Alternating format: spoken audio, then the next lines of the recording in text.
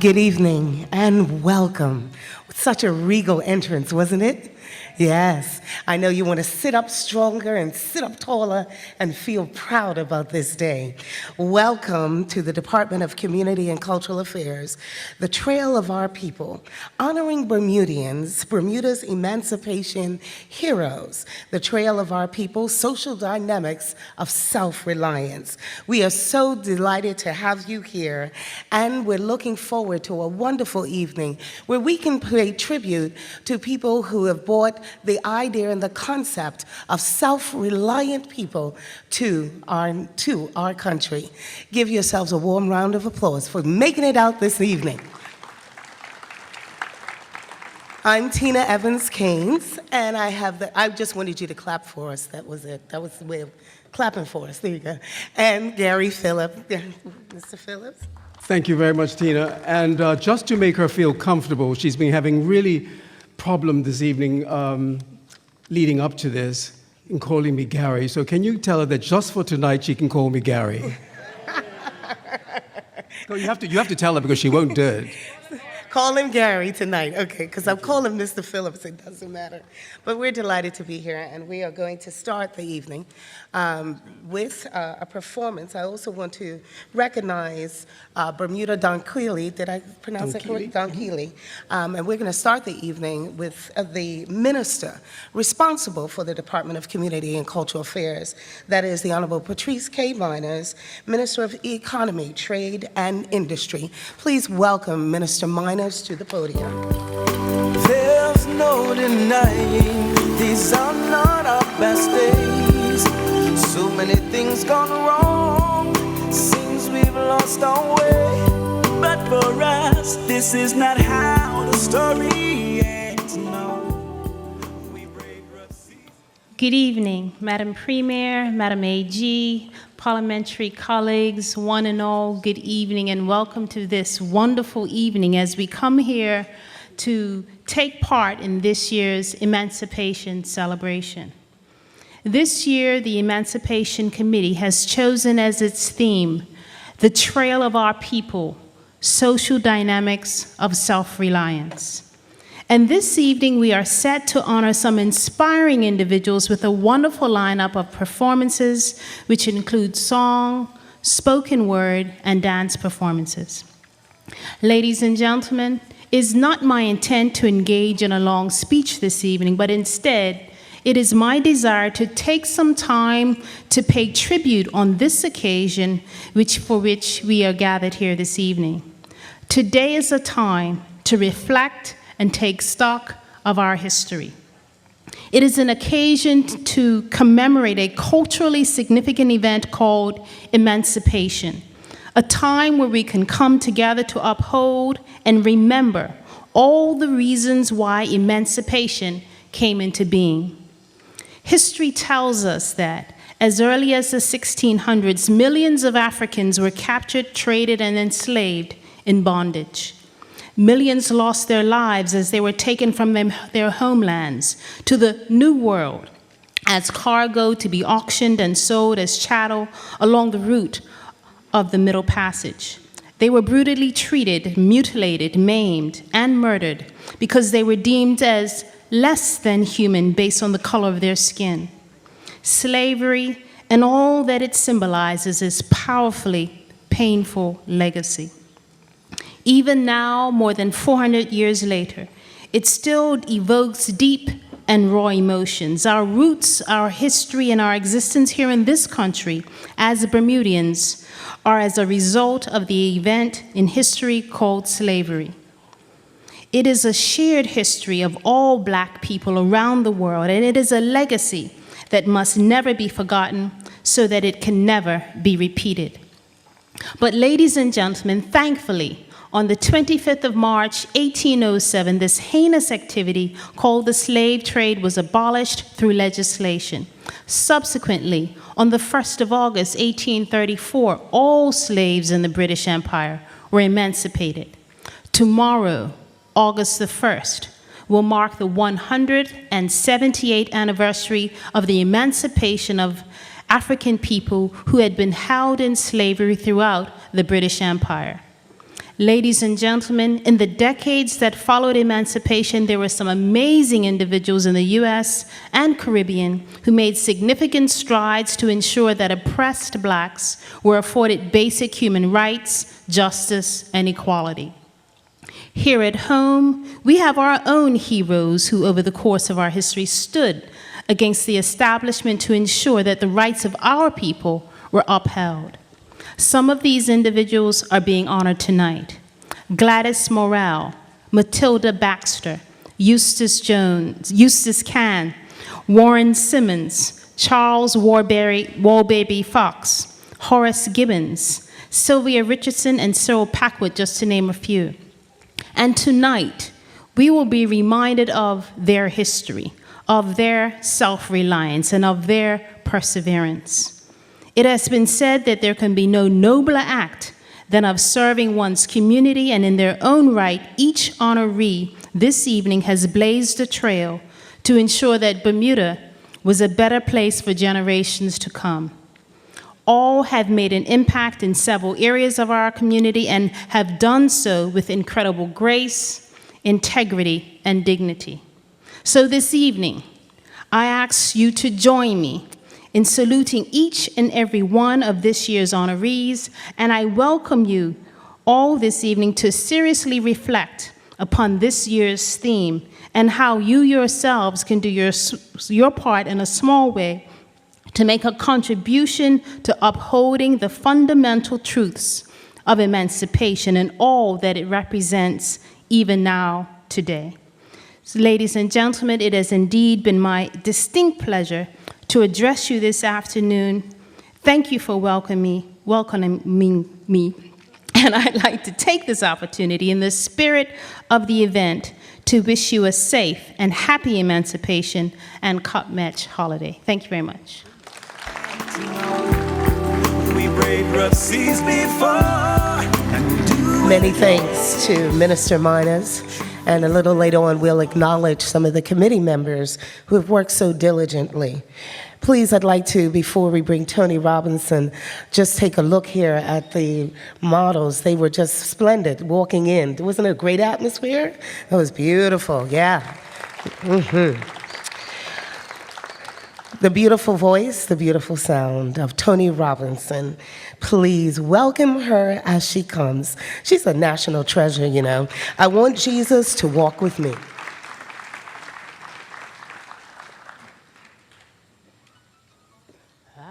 want Jesus to walk with me. I want Jesus to walk with me all along my pilgrim journey. I want Jesus to walk with me. In my trials, Lord, walk with me. In my trials, Lord, walk with me. When the shades of night are falling, Lord, I want Jesus to walk with me. I want Jesus to walk with me.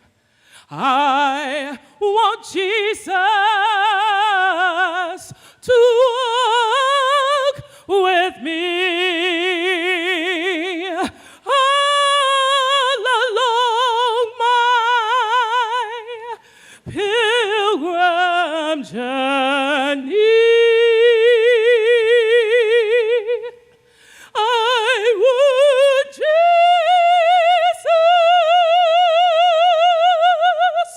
to walk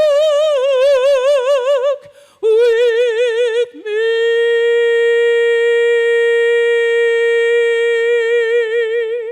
Thank you.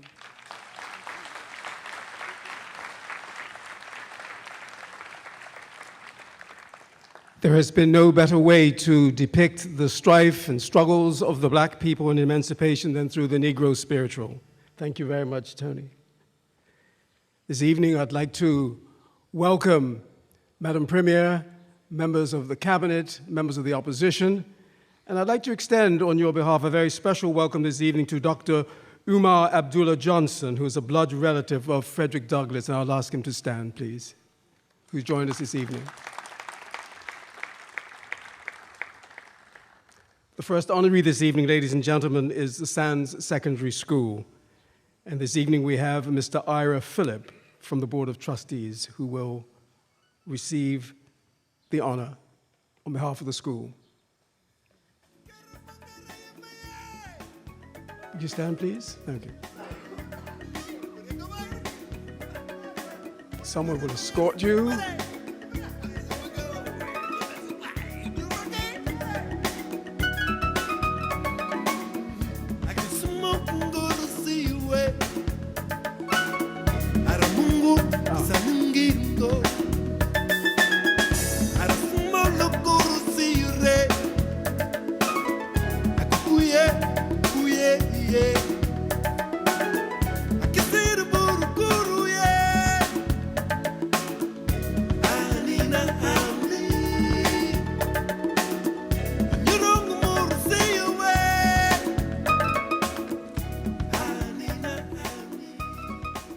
The Sands Secondary School held its first class in October 1927 with an enrollment of 18 students, 17 girls and 1 boy. The school had its humble beginnings in the living room of Mr. and Mrs. Cyril Foley, who opened the doors of their Barb's Valley home to foster the dream of having a secondary school in Somerset. Over the next 20 years, the school struggled to remain open, meeting challenge after challenge ranging from location to finances. However, perseverance prevailed, and the school found a permanent home at its present location at Scotts Hill Road here in Somerset. In 1963, after 36 years of toil, Sands Secondary School was adopted by the Bermuda government and placed under the Department of Education as a fully funded public school. Later, in 1997, the school became one of the island's 5 middle schools, At the present, the school bears the name Sands Secondary Middle School because amidst all of their struggles, the founders of the Sands Secondary School managed to keep their vision in view, remembering that education was the only vehicle that could carry their people to a higher plane. It's because of this vision that the school has thrived and today provides quality education to over 200 students each year.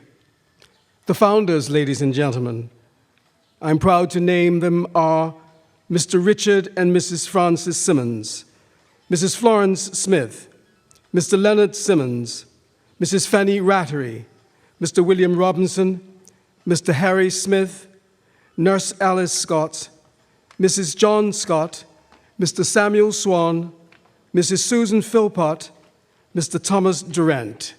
Ladies and gentlemen, Mr. Ira Phillip to receive the award on behalf of Sands Secondary School.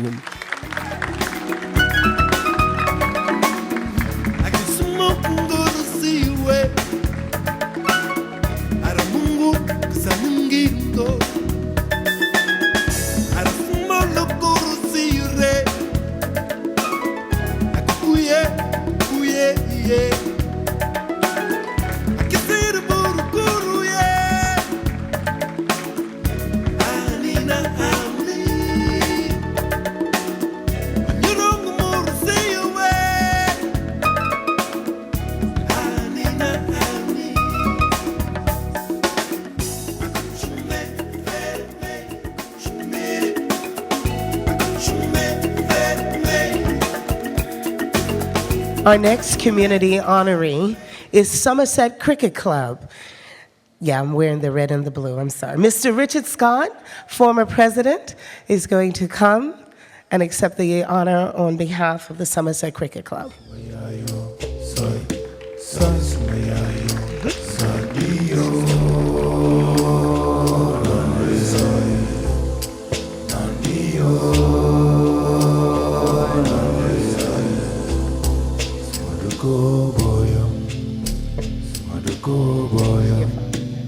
South Africa boyo, South Africa boyo.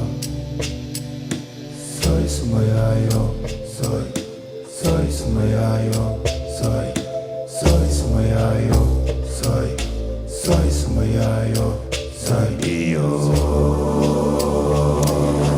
Prior to the first cup match of 1902, the members of the United Order of Odd Fellows, Somerset Lodge, renamed their cricketing organization Somerset Cricket Club.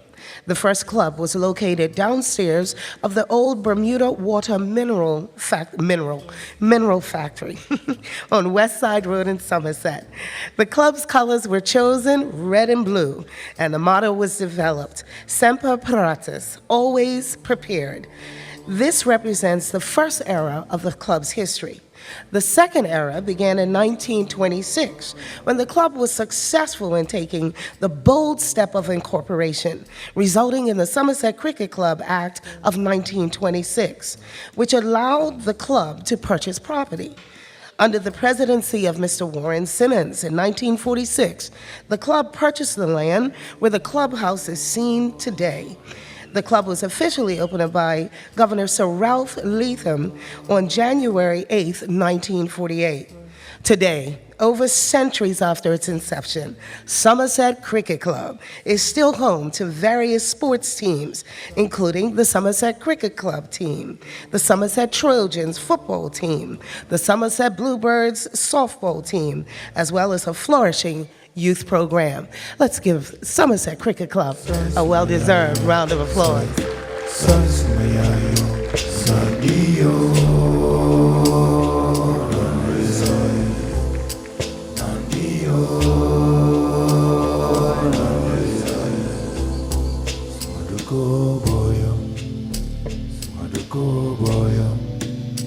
South Africa boyo, South Africa boyo. Soy sumayayo, soy sumayayo, soy sumayayo, soy sumayayo, soy iyo.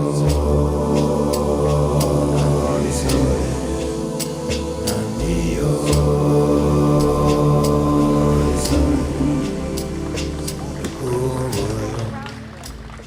You will appreciate, those of you who are sitting behind here, appreciate that each recipient is being presented with a tree as well, a plant.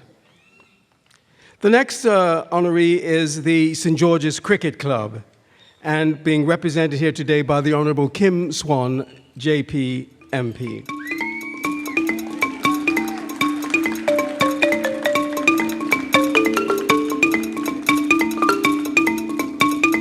I would prefer that you did not show any partisanship because I'm...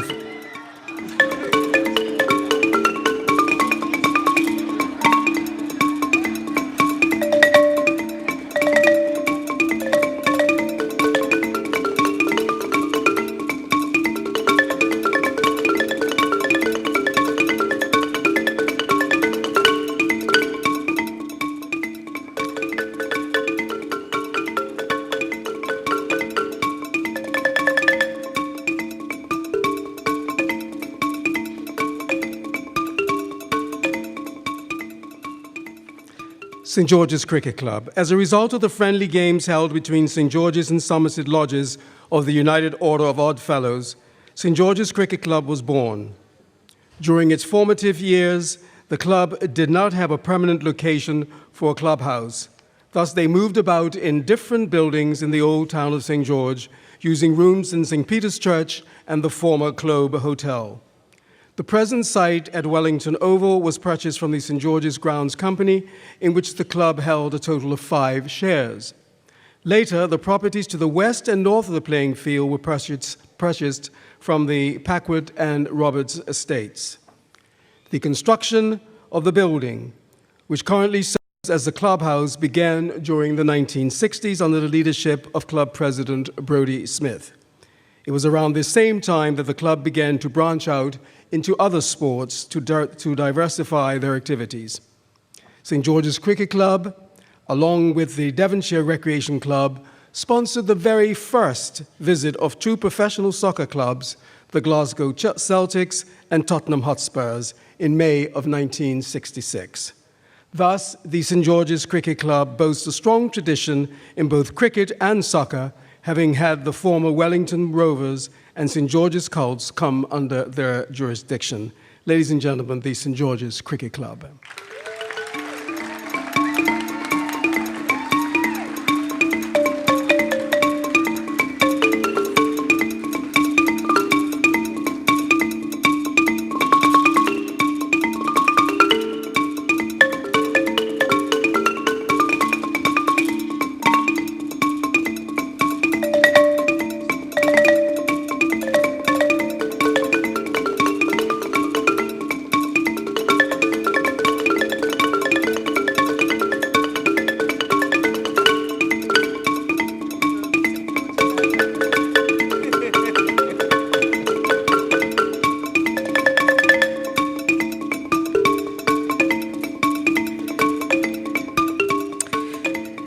HM Dockyard Apprentices program is our next honoree. Here today is a former apprentice, Mr. Alan Stainor, and he will be accompanied by his son, Robert. Mr. Stainor.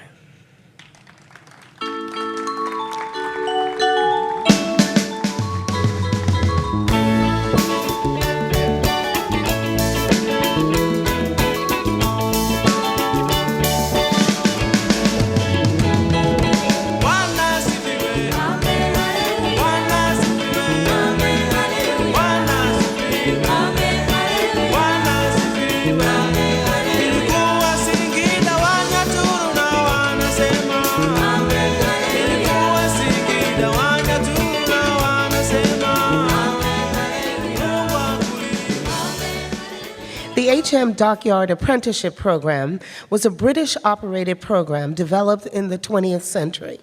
The apprenticeship program was racially integrated from its inception, providing rigorous training to a generation of Black and white Bermudians in skilled trades such as masonry, engineering, plumbing, carpentry, electrics, and shipwrights.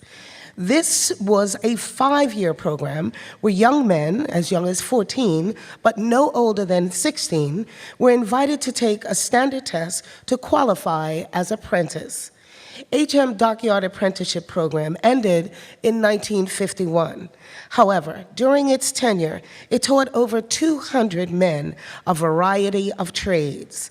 When the Royal Naval Dockyard closed down on March 31st, 1951, some 50 Bermudian apprentices were sent to Portsmouth, England to complete their training. The HM Dockyard Apprentices. Give them a round of applause. Mr. Snader.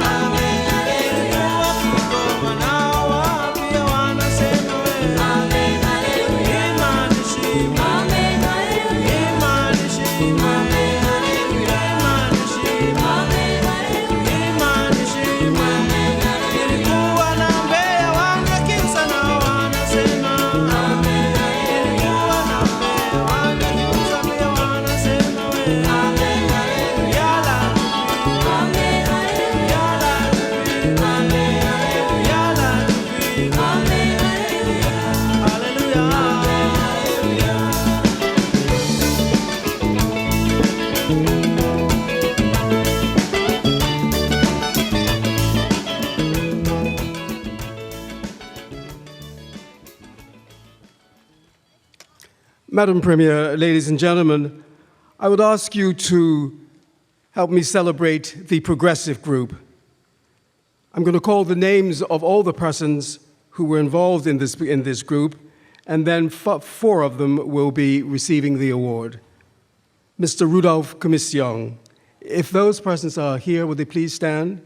Mr. Rudolph Commission, Mrs. Vera Commission, Mr. William Francis, Mr. Gerald Harvey, Isola Harvey, Dr. Clifford Maxwell, Ms. Florence Maxwell, Mrs. Marva Phillips, Dr. Stanley Rattery, Reverend Dr. Erskine Simmons, Esme Swan, Mr. Lancelot Swan, Mr. Clifford Wade, Mr. William Warwin, Mr. Coleridge Williams, Mr. Edward Williams, Roslyn Williams, and Eugene Woods.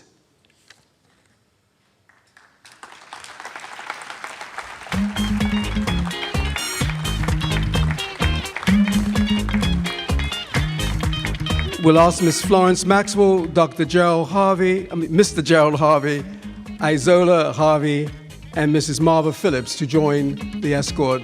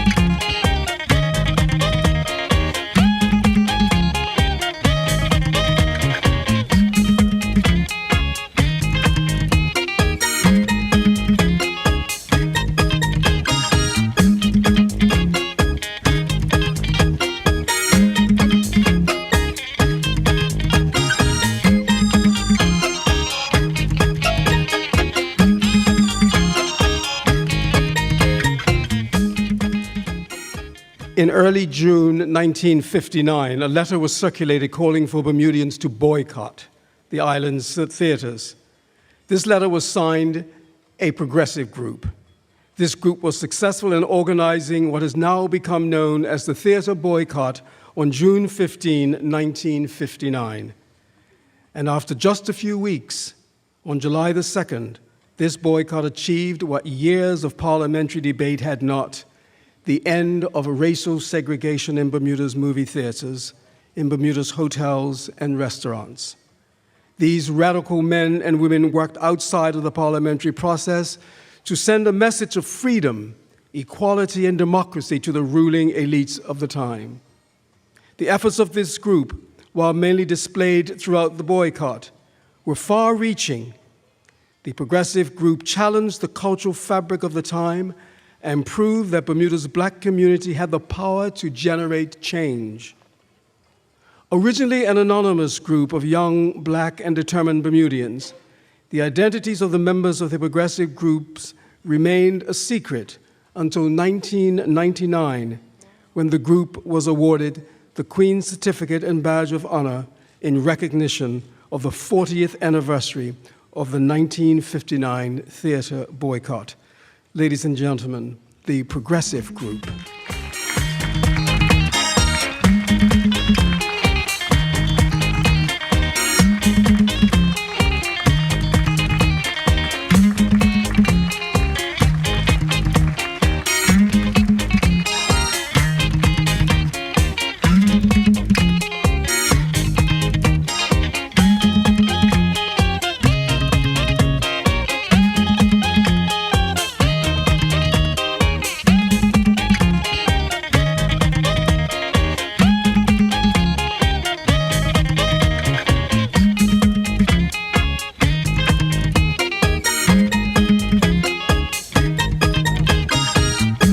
That's amazing. I didn't realize that they were a secret till 1990. Isn't that amazing?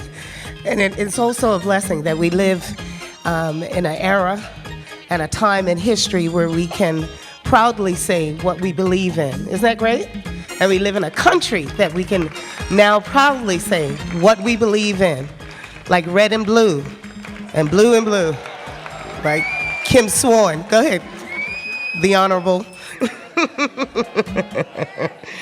We can proudly say, all righty. We now have a beautiful dance performance performed by Dominique Wills, Crystal Lowe, Frederica Hill, Dejan Thomas, Carling Ray, Keith Trott, Amani Walker, and Casey Morton Simons. They're the dancers that you'll see over the period. And this particular piece is created by Eric Bean Jr., and we are delighted to have and witness. He's a fantastic choreographer and dancer. Please give them a big round of applause.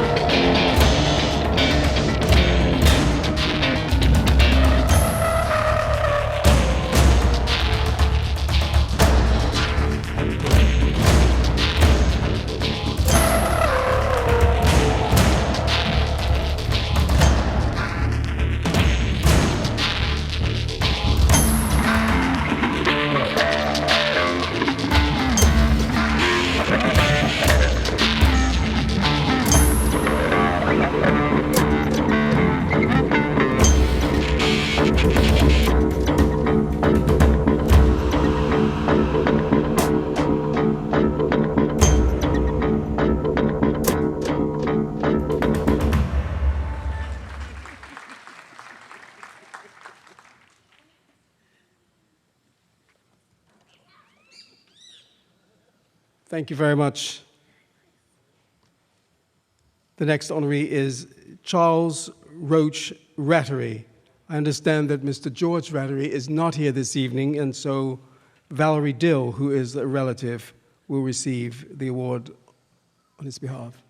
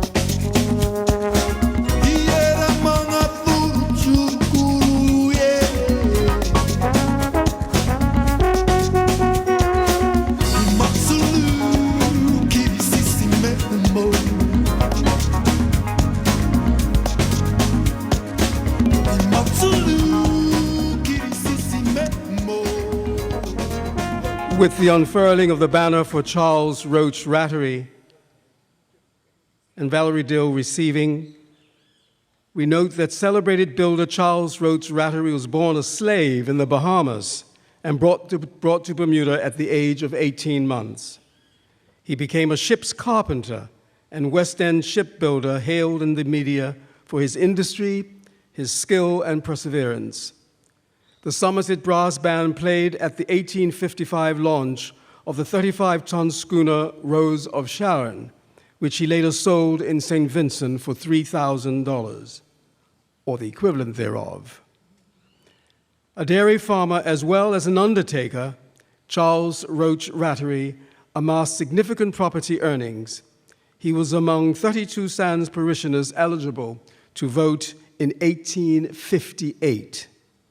His family donated some of their inheritance to start the building of Allen Temple AME Church here in Somerset. Charles Roach Rattery.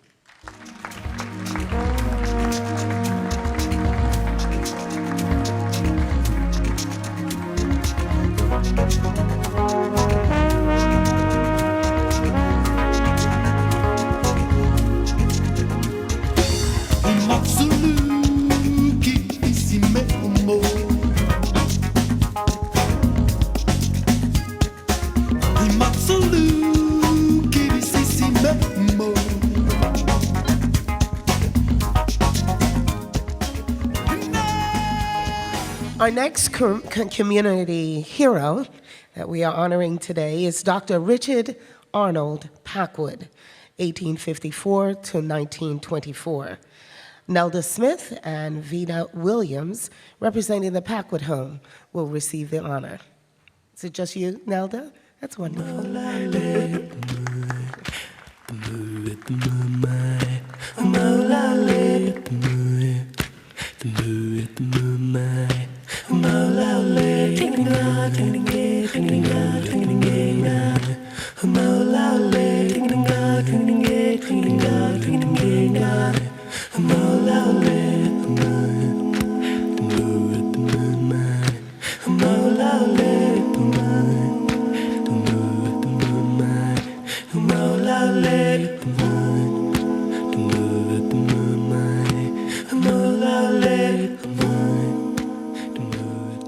Somerset physician and philanthropist Dr. Richard Packwood was the first major benefactor of the Barclay Institute.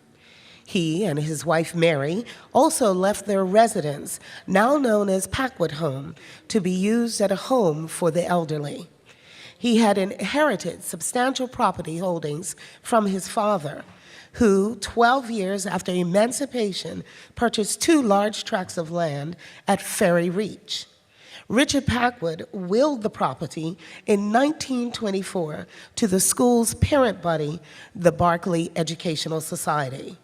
The Ferry Reach property was sold and the funds put in trust. They were used to pay fees for deserving Barclay students and provide university scholarships for Barclay graduates. Dr. Richard Arnold Packwood.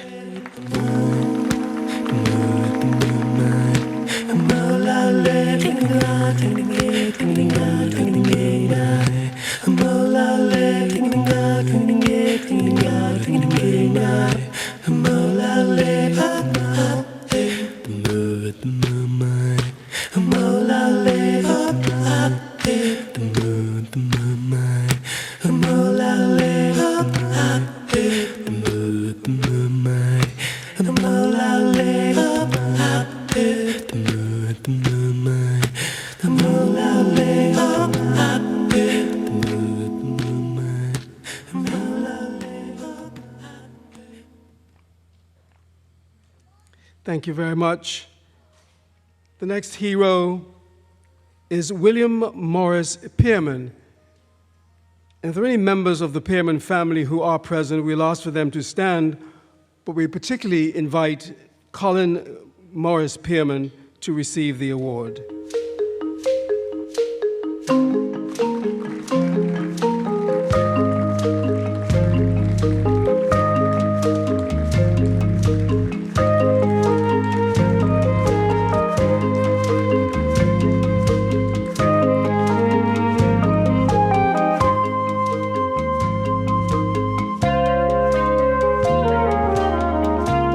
Escorting Mr. Pearman is the wonderful lady from the Andabele tribe, from the northern region of South Africa, just 2 hours outside of Johannesburg.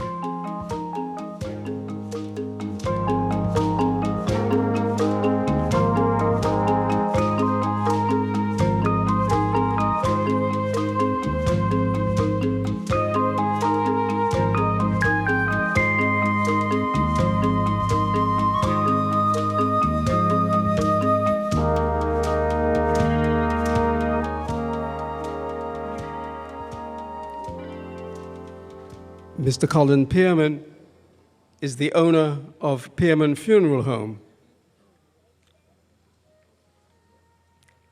William Morris Pearman, a master carpenter and builder by trade, William Pearman founded Pearman Funeral Home in 1895. One of Bermuda's oldest businesses, the funeral home is still run by the Pearman family. William Pearman was a member of Oddfellows Lodges. He served as a foreman for the Walker Works at the Royal Naval Dockyard during the modernization of the base in the early 20th century. He worked with Reverend Charles Vinton Monk in the labor struggles that arose over the appalling pay and conditions of Jamaican workers. William Morris Pearman was a trustee of the Manchester Unity Lodge, a member of Hannibal Lodge, and a founding member of the Abercorn Lodge. William Morris Pearman, 1861 to 1922.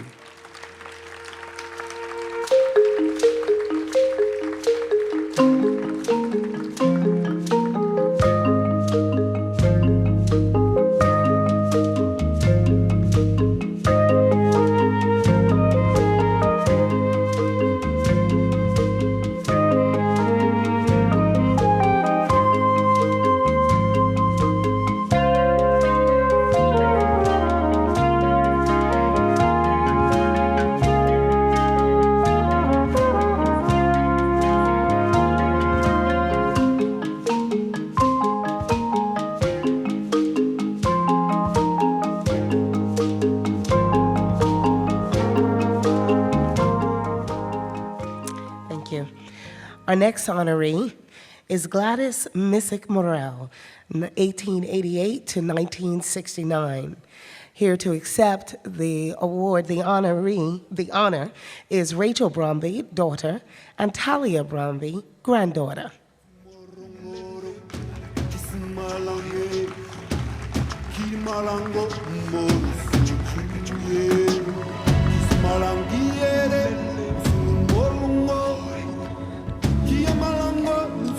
Mrs. Bromby is being escorted by a Maasai warrior representing the eastern part of Africa, reside in both Kenya and Tanzania.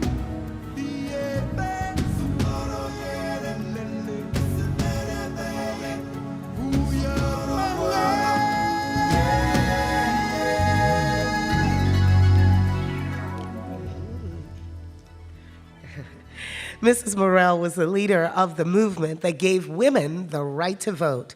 She founded the Bermuda Women Suffrage Society in 1919, and it reached across racial lines to garner support from Black Bermudian women.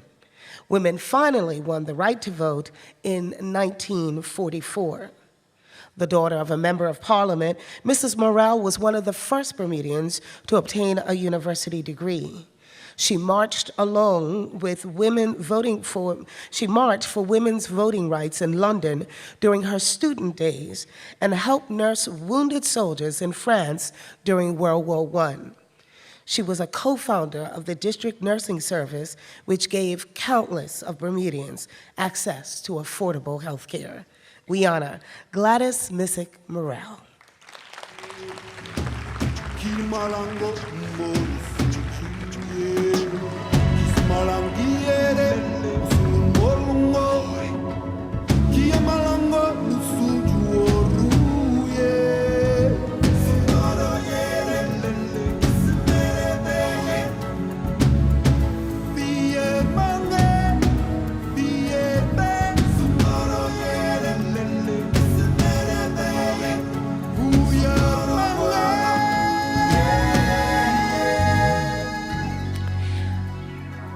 Our next honoree is Warren Simmons, 1893 through 1981.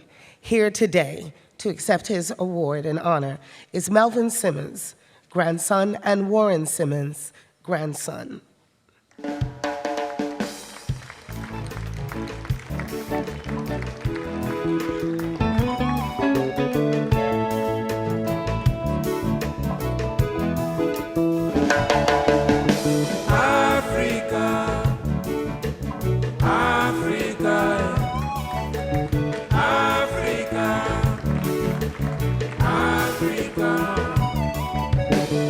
Wayomea sana Afrika, Wayomea sana Afrika. Are there other members of the Simmons family here? Because the Pierman family was well represented. Any Simmons family additional?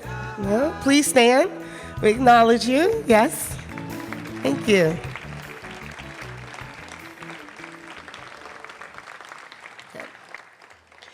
Warren Warrington Howard Lloyd Simmons was patriarch of one of Bermuda's most prominent sporting families and left a legacy of sporting accomplishments and business achievements. He was the first batsman to score 500 runs at Cup Match and the first Somerset batsman to score 1,000 runs in a season. He played in 22 Cup Match Classics and was Somerset's captain 13 times. He also served as president of the Bermuda Cricket Board. He was instrumental in the construction of the Somerset Cricket Club, and he was president when the club opened in January 1948. Warren Simmons also owned and operated the sadly missed, I have to say that,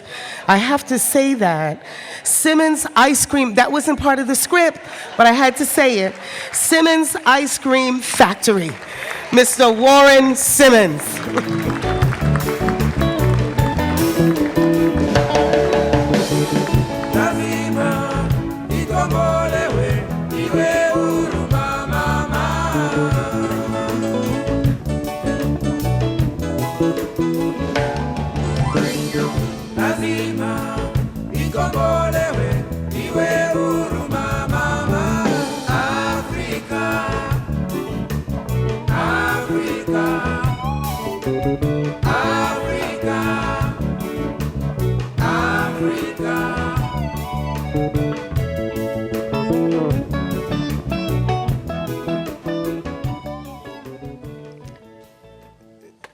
Madam Premier, ladies and gentlemen, before we proceed to the next hero, we would like to dampen somewhat the enthusiasm of Tina, who missed over the Donkili dancers, the drumming group. So we'd welcome them to entertain us at this time.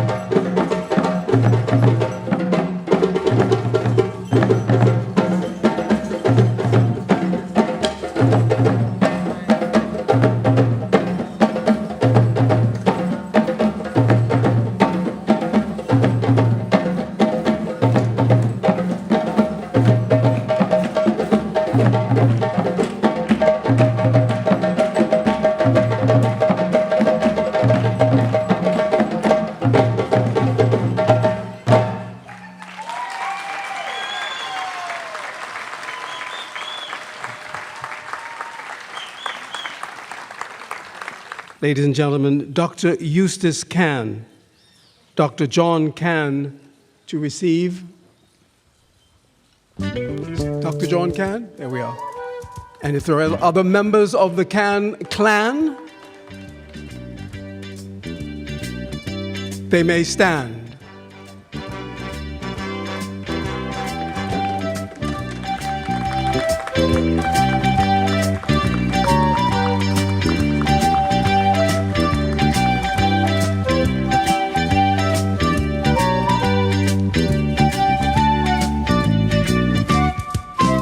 Mr. Cann is being escorted by the lovely lady wearing a kaftan and gele headdress, which is commonly seen in Nigeria, in Northern Africa and Morocco, West Africa, in Ghana, Sierra Leone, and oftentimes in Niger, just to name a few.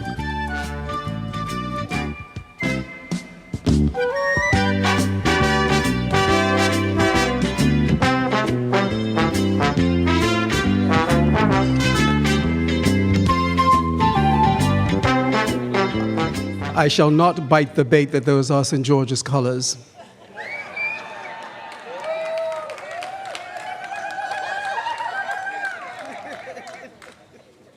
Kim Swan, this is a serious occasion. Dr. Eustace Cann, a compassionate and courageous political leader, Dr. Cann was a member of Parliament and later served in the upper house. He fought tirelessly for political rights for Black Bermudians, and his support of the bill that gave women the right to vote proved crucial to its passage in Parliament. An exceptional student and athlete who played for the 1923 Somerset Cup match team, he was denied the prestigious Bermuda Government Scholarship because of his race. Despite that and the premature death of his father, he went on to achieve a medical degree from Howard University. Dr. Cann was the chairman of the Board of Governors of Sands Secondary School, whose library now bears his name. Ladies and gentlemen, Dr. Eustace Cann, hero.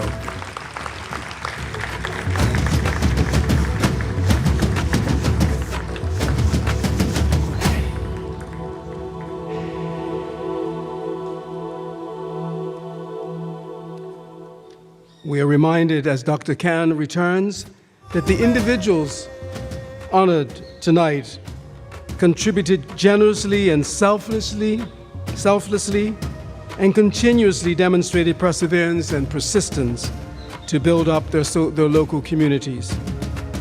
These community heroes and others like them encourage us to be proud to be Bermudian.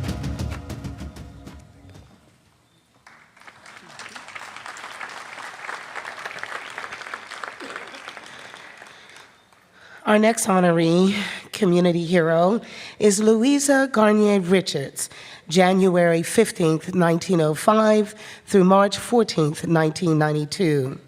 Here to accept the award in her honor is Dr. Timothy Jackson, who's the principal of Sands Middle School, and we're delighted to be at your school today, Dr. Jackson.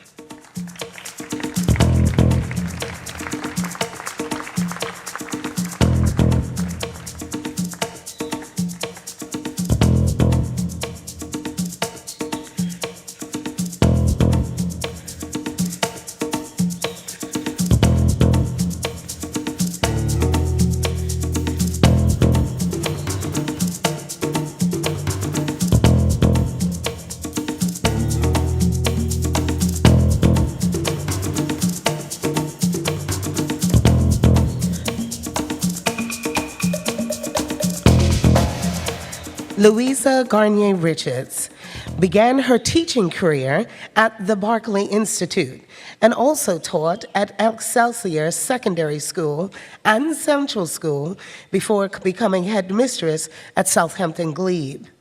In 1949, she was appointed headmistress of Sands Secondary School. From 1963 to 1970, she was headmistress of Bowes Island Primary School. She inspired countless teachers and students because of her enthusiasm, dedication, and commitment. She was the girls' netball coach, and get this, the boys' football coach, and led her team, how about that, to championships. She served on the Sands Parish Council, Bermuda Girl Guide Association, and the LCCA. In 1971, she was awarded the Queen's Certificate and Badge of Honor. We honor Louise Garnier Richards.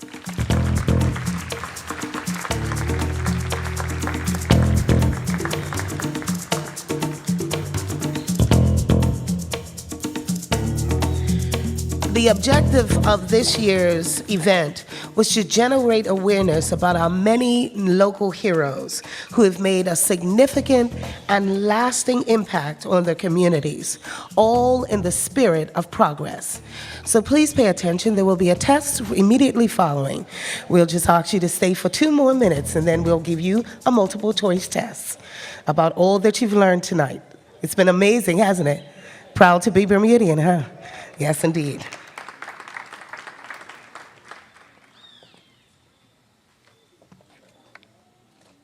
Thank you, Tina.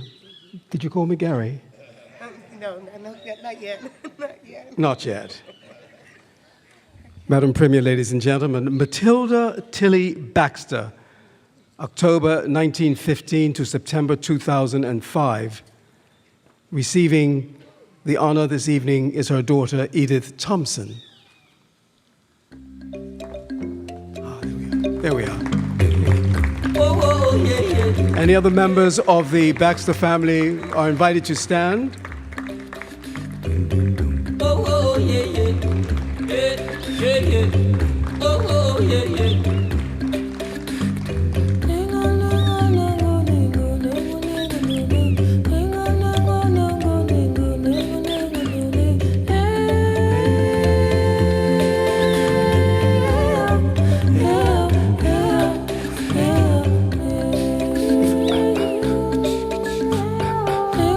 Once again, that wonderful Andabele costume from South Africa.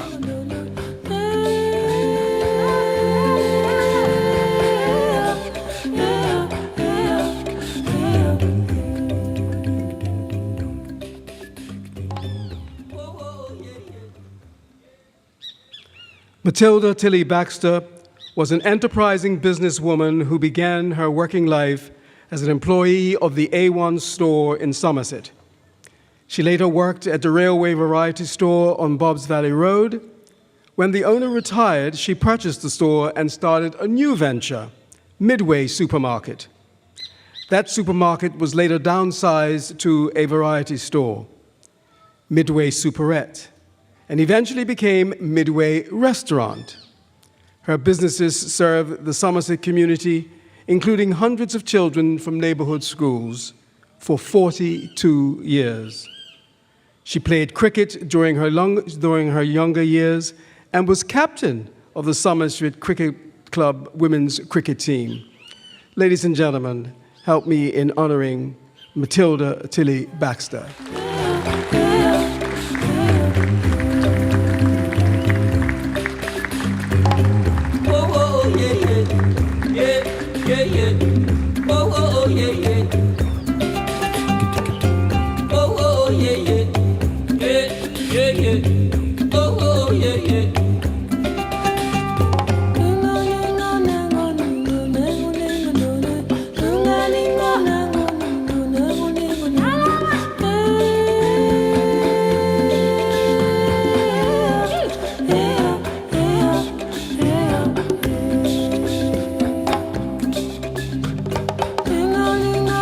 I don't think it would be inappropriate, ladies and gentlemen, for at this time, for you all to join me in thanking the Emancipation Committee.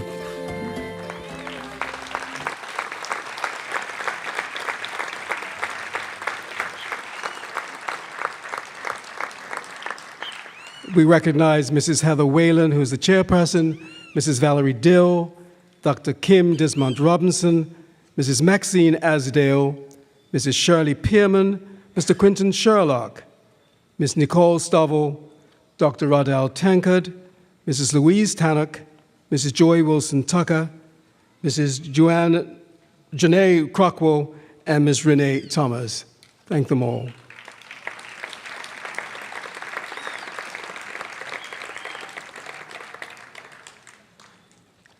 And now, ladies and gentlemen, we invite back to the stage the dancers of the choreographed dance by Eric Bean.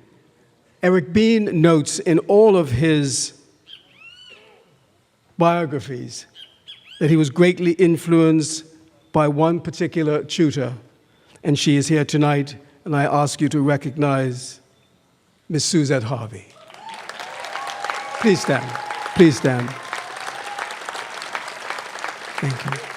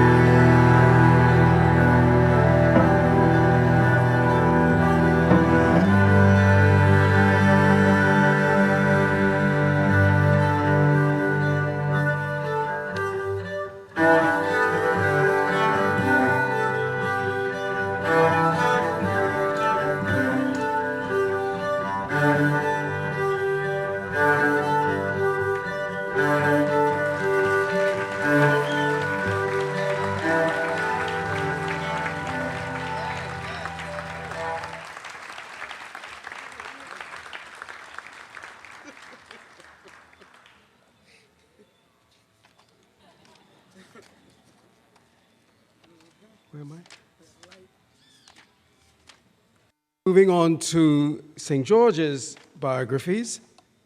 James Jemmy Darrell, 1749-1815. Receiving is Peggy Parfitt, who is descendant. Ms. Parfitt.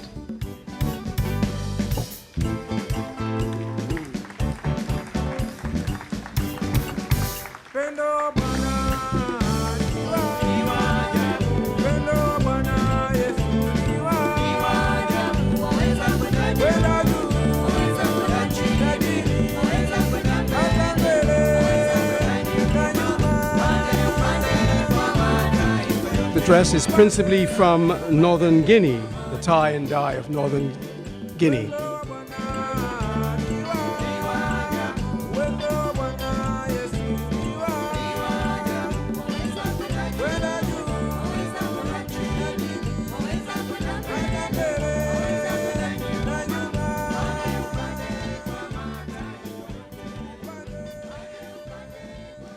James Darrell maneuvered a 74-gun ship into what is now Maury's Anchorage with such steadfastness that the governor approved a recommendation for him to become a free man in 1795 when he was 47 years old. He was one of the first King's pilots and was the first known black person in Bermuda to own property. He challenged laws that imposed restrictions on free blacks and slaves, and also petitioned against proposals that would have led to a drop in income for King's pilots. Darrell is buried at St. Peter's Church, where a service is held every year to commemorate his achievements. The home he built in St. George's remains in family hands. James Jemmy Darrell, ladies and gentlemen.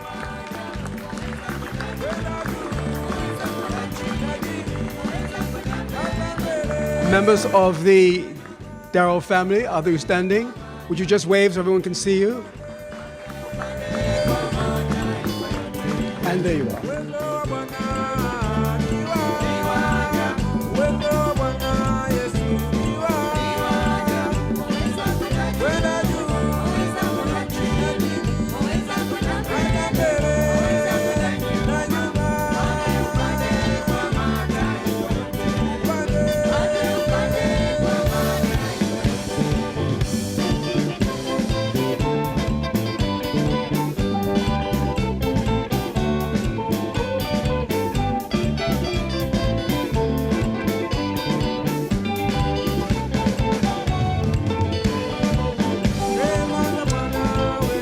Thank you. Our next community hero is Mr. James Athol, born in 1788 to 1868. Denise Riviere from the Bermuda Sloop Foundation will come and represent the family.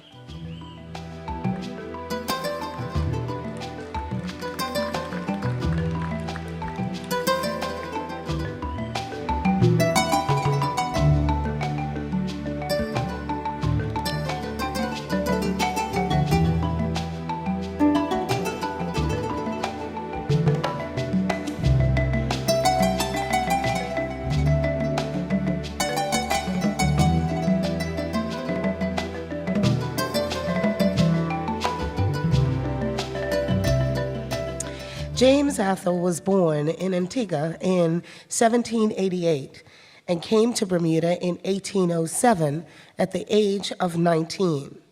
He lived in St. George's and married Bermudian Ruth Allboy.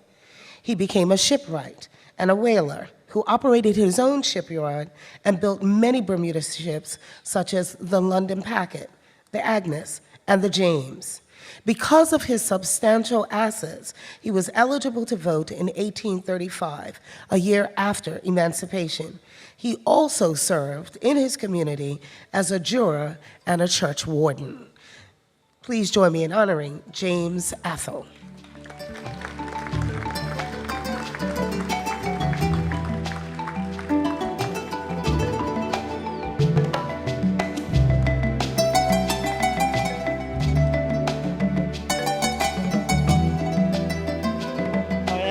is wearing a printed contemporary African dashiki, and diaper prints. Look can be found in various regions, trailing the western coast of the African continent, countries such as Ghana, Nigeria, Togo, and Cameroon, just to name a few.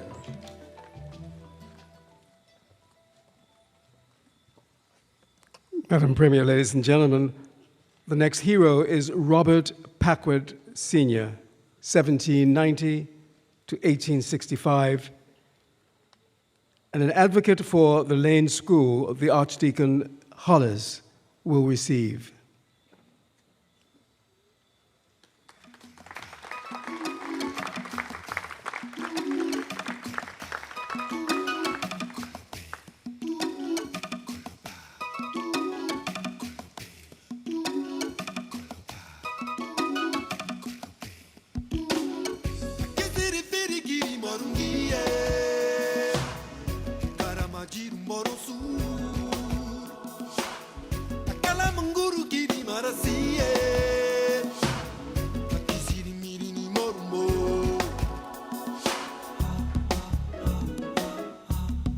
Once again, members of the Packwood family, would you like to also stand and join in this celebration, this wonderful hero, Robert Packwood?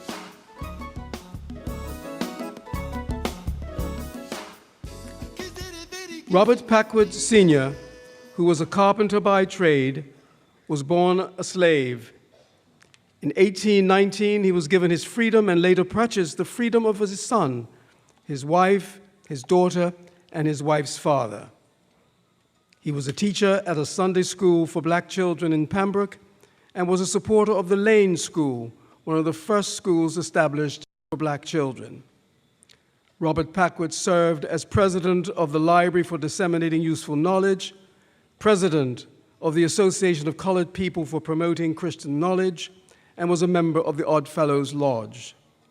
On the eve of emancipation, he was a signatory to a petition calling for more rights for black people. Robert Packwood Sr.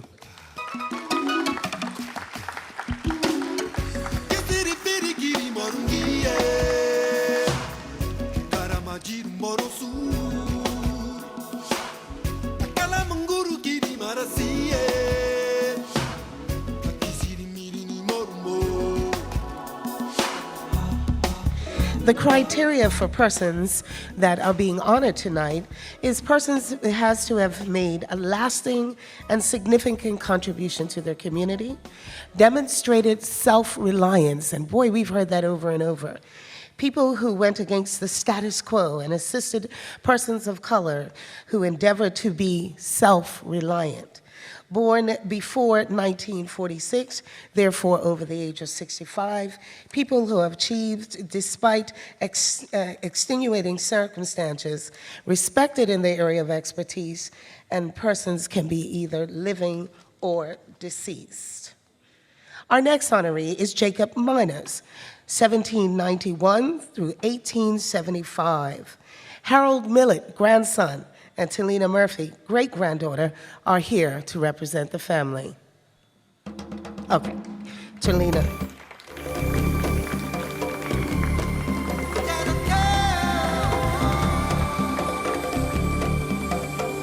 Great-granddaughter, did I say so? Thank you.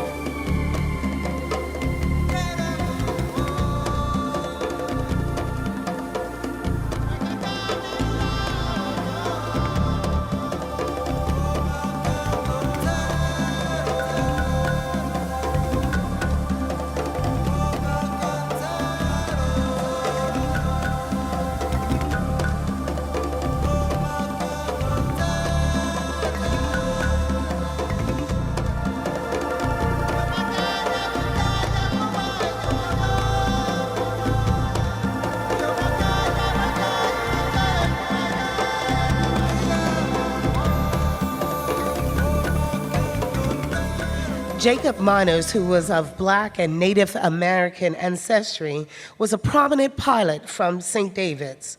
According to St. David's Island folklore, he was a descendant of the family of 5 Piratte Indians whose canoe, oh boy, I'm really messing this up, I apologize, whose canoe drifted off the coast of North America. They were picked up by a ship brought to Bermuda as slaves. Guiding ships through Bermuda's treacherous reefs required great skill, and pilots such as Mr. Miners, who carried out the dangerous work, were highly respected. Jacob Miners died at the age of 84, was held in high esteem in St. David's and by the Bermuda community as a whole. Please join me in honoring Jacob Miners.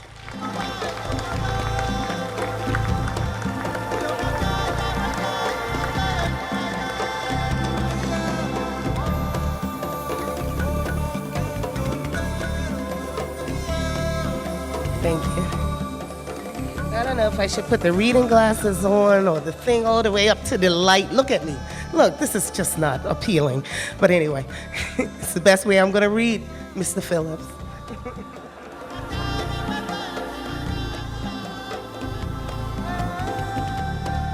Miss Tina Evans Keynes.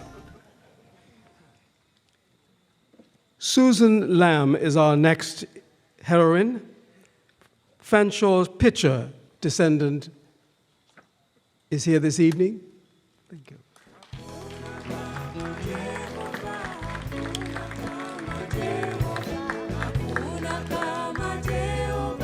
I can't believe there aren't some lambs or pitchers in the house. If there are, will you please stand? Thank you.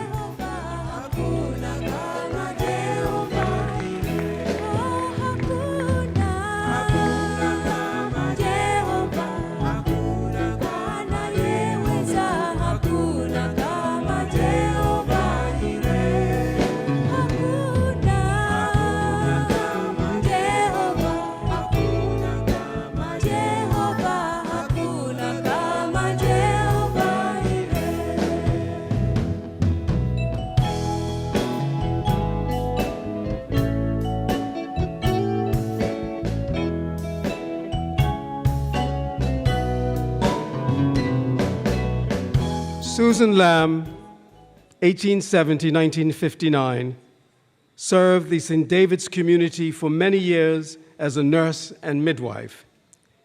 She was born in Tuckerstown and became a part of the St. David's community upon her marriage to Benjamin Red Benny Lamb. She had no formal training, but her services were especially important before Severn Bridge was built in 1934, as the doctor would have to row over from St. George's. She was the mother of 6 children and would take one of them along to assist when called out at night. We honor, ladies and gentlemen, Madam Premier, Susan Lamb.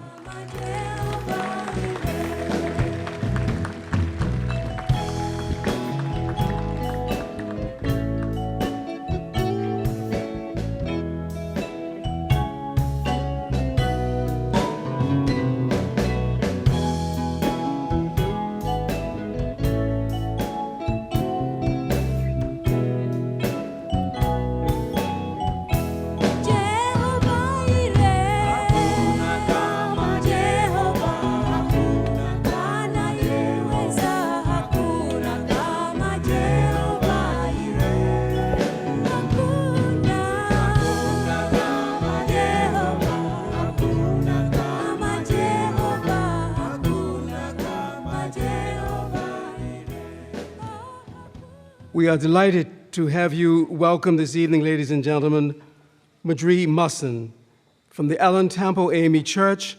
She's a former student of Danny Hill, of Graham Garden of the Bermuda Philharmonic, and the piece, the spiritual that she will be delivering tonight is an arrangement by our own Dr. Gary Burgess, Gospel Train. Many of us know the chorus, "Get on board, little children."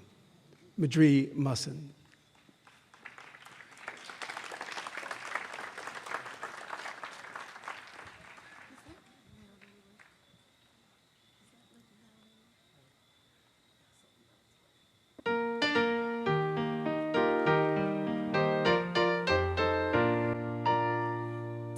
gospel train a-comin', I hear it just at hand. I hear the car wheels rumbling and rolling through the land. And get on board, little children, get on board. Little children, get on board. Little children, there's room for many a more. I hear the train a-comin', she's coming round the curve. She's loosened all her steam and brakes and straining every nerve. And get on board, little children, get on board. Little children, get on board. Little children, there's room for many a more. If fare is cheap, no can both rich and poor there. No second class aboard this train, no difference in the fare. Then get on board, little children, get on board. Little children, get on board.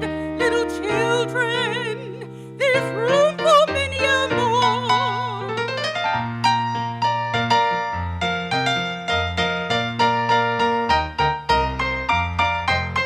Then get on board, little children, get on board. Little children, get on board. Little children, there's room for many a more.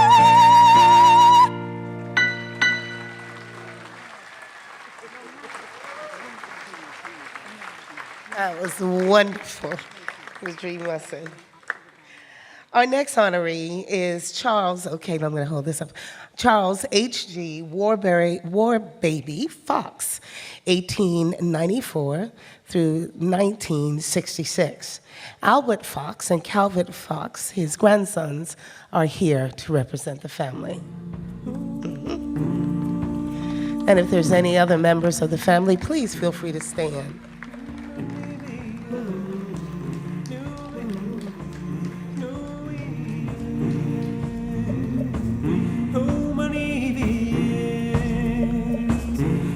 I hope that the families are appreciating the honorees and having your family members honored and their legacies honored tonight. I think that's so wonderful, and to have so many family members out. Thank you.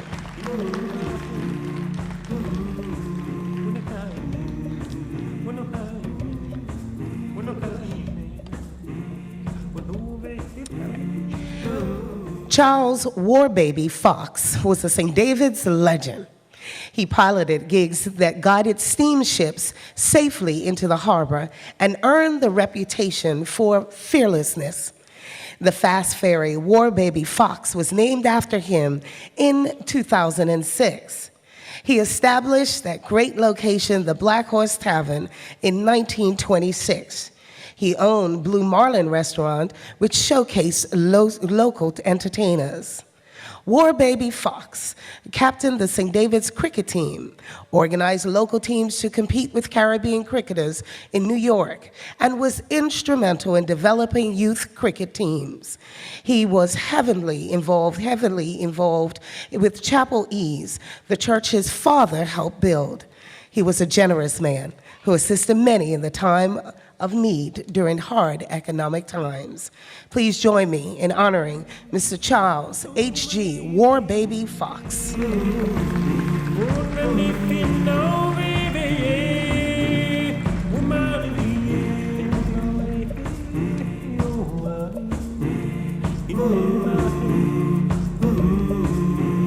The Emancipation Committee would like to acknowledge Sands Secondary Middle School Principal Dr. Timothy Jackson, Mrs. Jennifer Tucker, Mr. Randy Bean for use of the venue, and it's been a beautiful venue. They've made absolute great use of the location. Thank you to the Sands Secondary Middle School.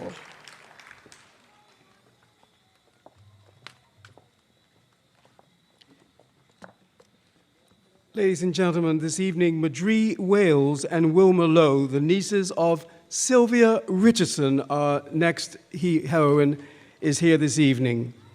Madri Wales and Wilma Lowe, would you please stand? Thank you. And if there are any other members of the Silver Richardson family,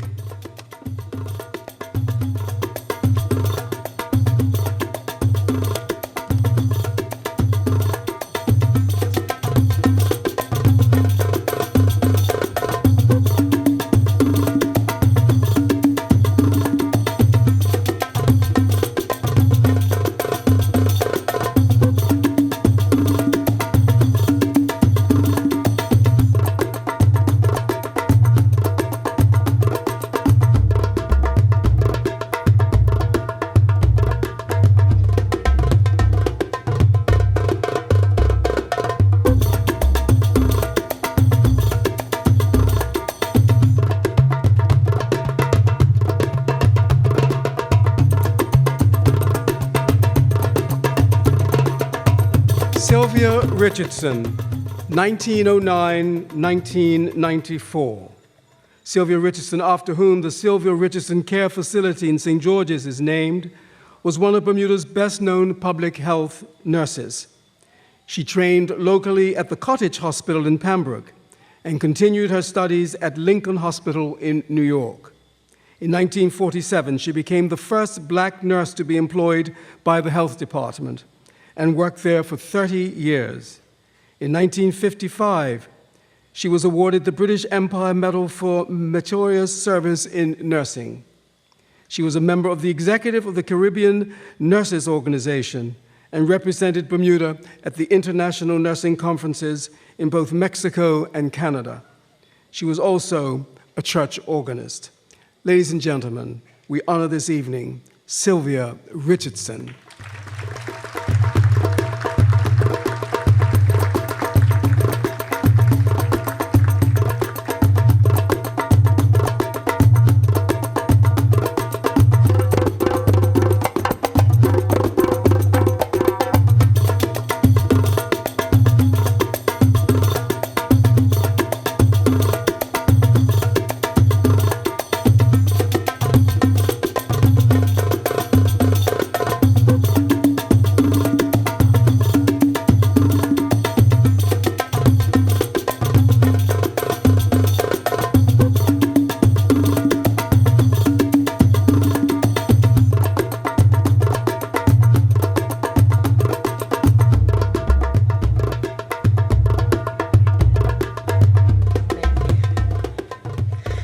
Let there be light. How about that?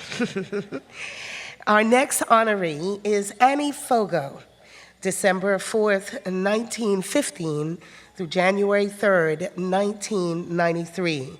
Here to support the family and support her in this honor is Chelsea Fogo, her son. Chesley, sorry, thank you. Chesley Fogo, her son.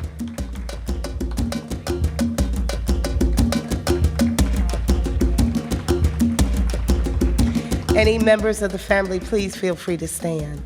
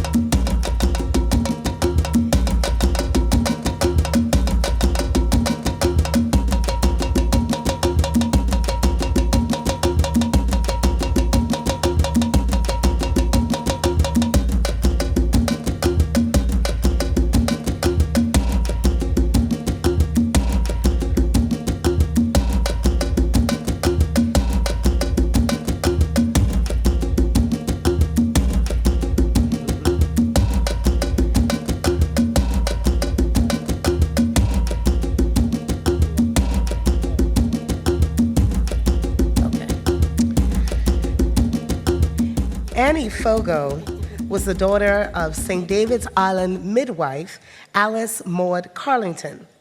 Now, this great story. She got her own start as a midwife when she was about 12.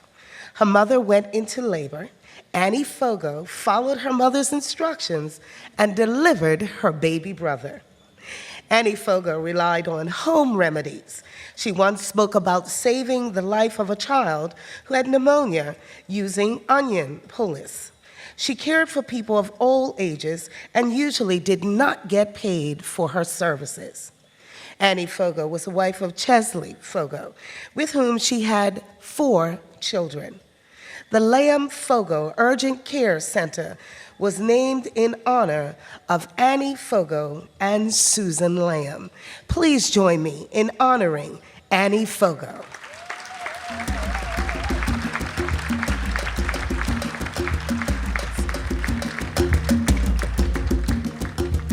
Isn't that a great story? That's one you will remember, right? Mm-hmm.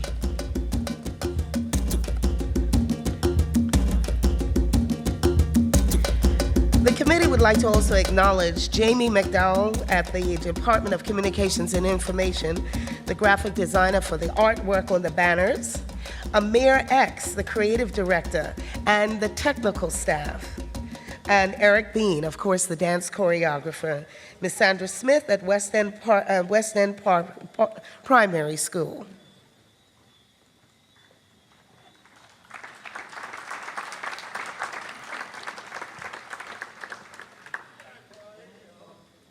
Our next hero, ladies and gentlemen, is Captain Horace Gibbons. Melvin Gibbons and Antoinette Simons. His children are here this evening, I understand.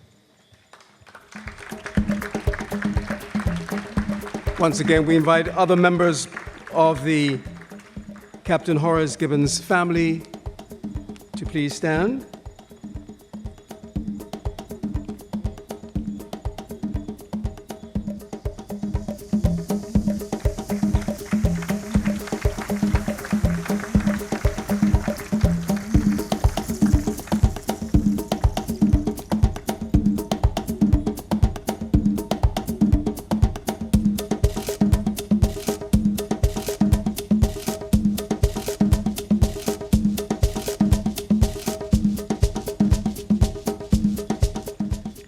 Captain Horace Gibbons, 1920 to 2011. Bandmaster Captain Horace Gibbons was the first bandmaster of the Bermuda Regiment Band. He made history in 1970 when he became the regiment's first Bermudian director of music. His career began with the Bermuda Militia Artillery in 1935, and his musical studies started even earlier. His instruments were the clarinet and the saxophone, but being a bandmaster was his true calling. He played for international dignitaries, including Queen Elizabeth II, Princess Margaret, Emperor Haile Selassie I, Sir Winston Churchill, and President John F. Kennedy. He shared his musical talents with countless regiment musicians, and after he retired from the Bermuda Regiment, he taught music at St. George's Secondary School. Ladies and gentlemen, our latest hero, Captain Horace Gibbons.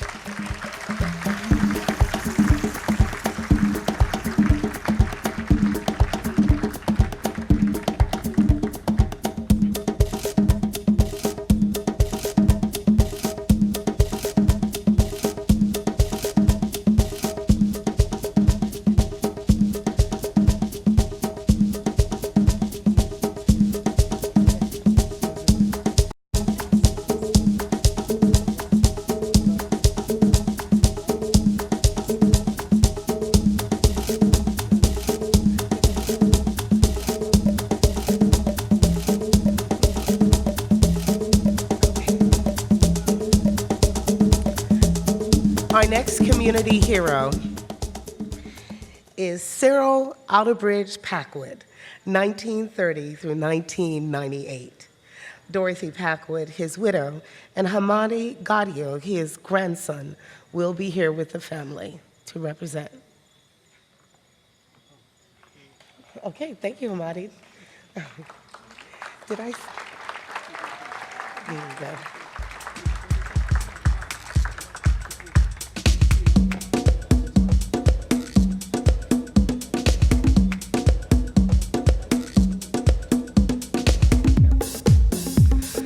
I do wish to acknowledge the presence of Mrs. Dorothy Packwood. Mrs. Packwood, just wave a little bit so we can see. Yeah, can you see her? There she is. Give a big round of applause to Mrs. Dorothy Packwood, widow of Cyril Outerbridge Packwood. Cyril Outerbridge Packwood wrote Chained on the Rock, the first definitive account of slavery in Bermuda. Passionate about history, he studied at Fisk University.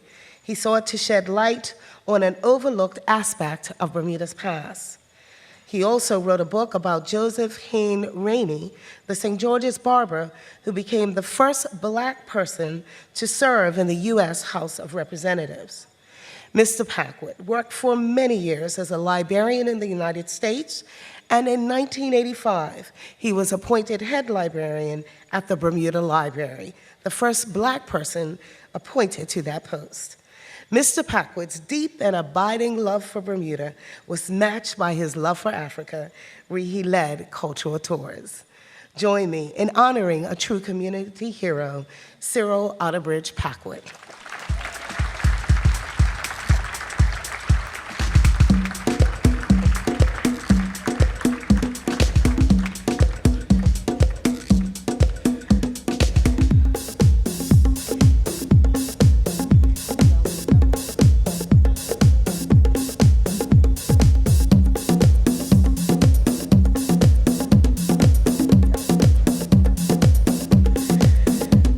Tonight has been a wonderful evening.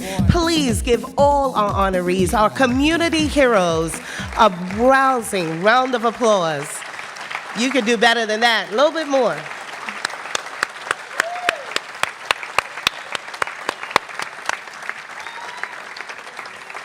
This has been such a delightful walk through history. I hope that you've all gotten something out of the bios. This has just been a tremendous, tremendous day. Mr. Phillips, you're giving me something in the middle of me reading. You know, can't do two things at once. Get on with it. All right, What go ahead. Tina wishes to say is that all of the bios were written by Meredith Eben and Lance Frabert. And I think Meredith Eben is here tonight. She is. Meredith, would you please stand and be acknowledged? Thank you very much for your contribution. See? Okay, very good. I couldn't understand that chicken scratch there. You go. And I still call him Mr. Phillips.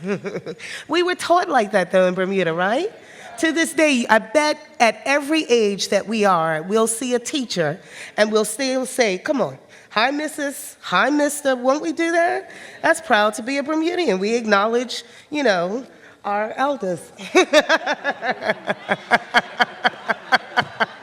Proud to be a Bermudian. Come on, where's the music? Let's go. Now we have a wonderful dance rounding out the evening. We have another dance choreographed by Eric Bean, with the dancers bringing us to the choreographed dance called Change. We again acknowledge Dominique Willis, Crystal Lowe, Frederica Hill, Dejan Thomas, Carling Ray, Keith Trott, Amani Walker, and Casey Morton Simons. Please give them a big round of applause as they come.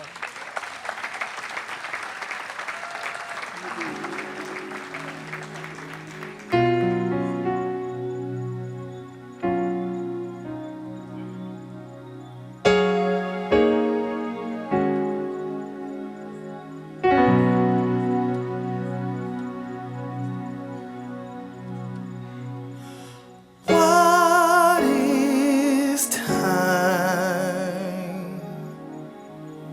Is it the autumn leaves that change, or the snow that floats from the sky?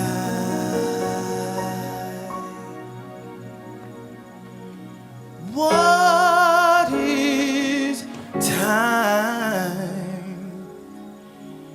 Is it the air we breathe, or the wings that teach a newborn bird to fly?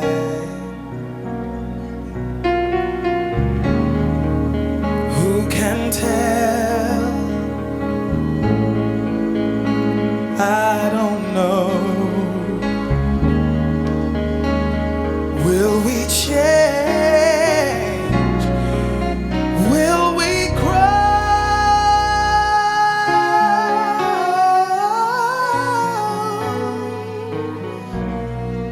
Ooh. What is time? Is it eternity in heaven, or just a hope for peace on earth? Where's the time? Gone in the blink of an eye. But with every blink, a birth. We live, we learn.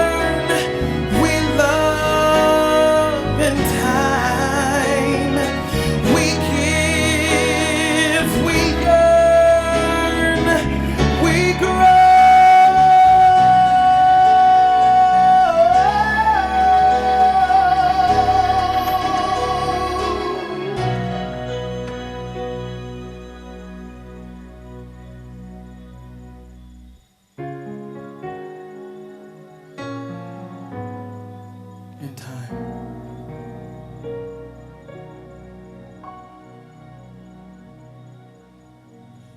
Time for change.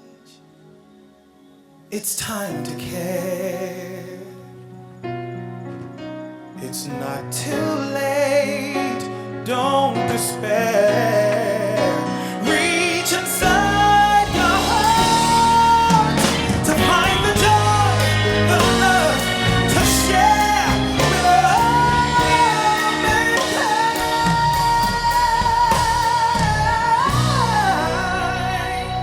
For all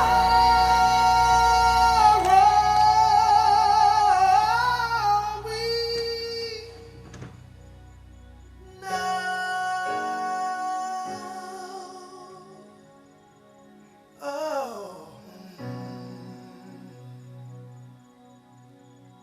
all we have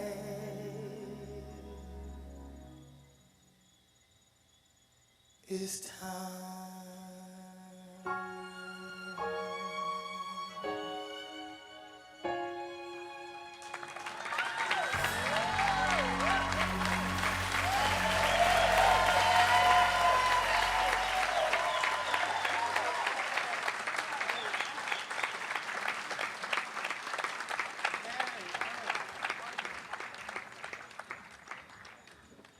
Tina, would you join me? She's sleeping.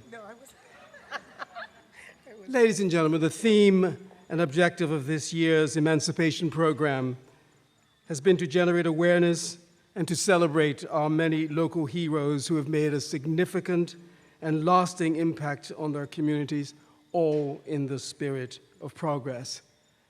At this point, we would ask all of the heroes There's no denying these are not our best days.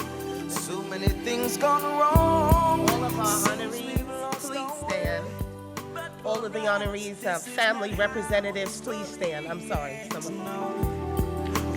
Again, individuals honored tonight contributed generously, selflessly, and continuously with perseverance and persistence to build their local communities. These community heroes and others like them encourage us to be proud to be a Bermudian. Indeed. Thank you to the families of the honorees represented. There's no place better. And Tina and I, believe it or not, flipped a coin as to who was going to introduce the next. And I won. Coincidentally, ladies and gentlemen, the Warwick Gombe Drummers.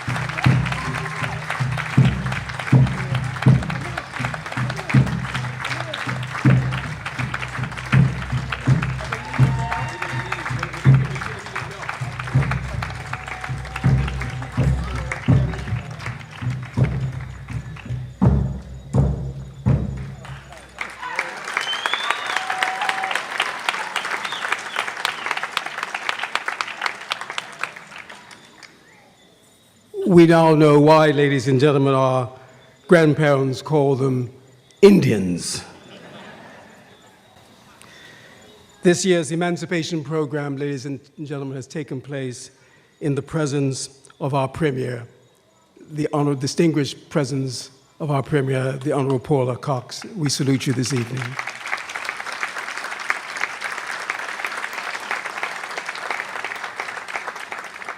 I have been asked before the light fades any further to remind you that there's a moon above there.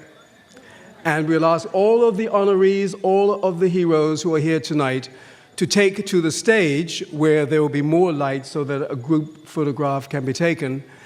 The others, we would invite you to join us for refreshments under the tent there. There are light refreshments, I understand. I'm not quite sure what that means, but we'll see. Once again, thank you all for being here this evening. Tina and I have had a wonderful time. Yes. Tina, haven't we? Yes, we did. We had a wonderful time. Thank you. I learned so much, so many things about so many wonderful Bermudians. And let us once again acknowledge our Africans from across the continent, from South Africa to North Africa, from West Africa to East Africa, from Central Africa, and all a part of the diaspora. So now if I can invite all of the honorees to come to the stage where I understand there's to be a group photograph. So the sooner we can make that happen,